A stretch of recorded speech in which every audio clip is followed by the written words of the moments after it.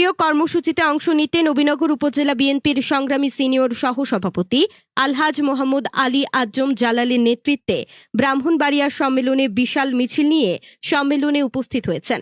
নিজস্ব প্রতিনিধির পাঠানো তথ্য ও চিত্রে নবীনগর অনলাইন টিভি।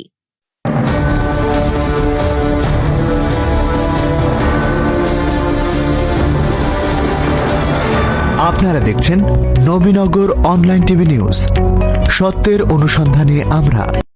আজ 24শে ফেব্রুয়ারি 2025 ইংরেজি সোমবার কেন্দ্রীয় কর্মসূচিতে অংশগ্রহণ করার জন্য নবীনগর ব্রাহ্মণবাড়িয়ায় বিশাল গাড়িবহর সহ অংশগ্রহণ করেন নবীনগর উপজেলা বিএনপির সিনিয়র সহসভাপতি আলহাজ মোহাম্মদ আলী আজম জালাল, নবীনগর উপজেলা বিএনপির কার্যনির্বাহী সদস্য ও 21 নং রতনপুর ইউনিয়ন বিএনপির সাধারণ সম্পাদক জনাব মামুন সরকার সহ নবীনগর উপজেলার বিভিন্ন ইউনিয়ন থেকে বাংলাদেশ জাতীয়তাবাদী দল বিএনপি ও অঙ্গ সংগঠন ও সহযোগী সংগঠনের নেতৃবৃন্দ সহ অসংখ্য নেতাকর্মী।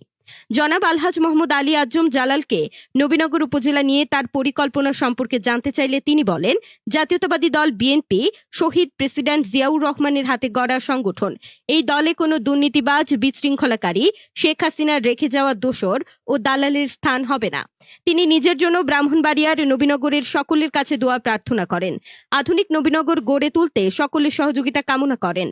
নবীনগর উপজেলা বিএনপির অন্যতম সদস্য ও 21 নং রতনপুর ইউনিয়ন বিএনপির সাধারণ সম্পাদক জনাব মামুন সরকার বলেন, দলের মধ্যে বাংলাদেশ জাতীয়তাবাদী দল বিএনপির আদর্শের বাহিরে থাকা কোনো লোকের স্থান হবে না, যা আমাদের শহীদ প্রেসিডেন্ট জিয়াউর রহমান ও দলের চেয়ারম্যান বেগম খালেদা জিয়ার সুযোগ্য সন্তান বাংলাদেশ জাতীয়তাবাদী দল বিএনপির ভারপ্রাপ্ত চেয়ারম্যান জনাব তারেক রহমানের ঘোষণা।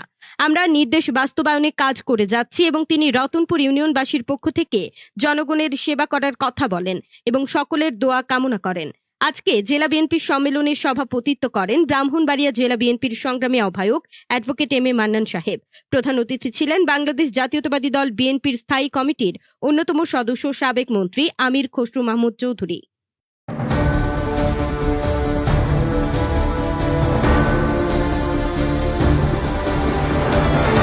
আপনারা দেখছেন নবীনগর অনলাইন টিভি নিউজ, সত্যের অনুসন্ধানে আমরা।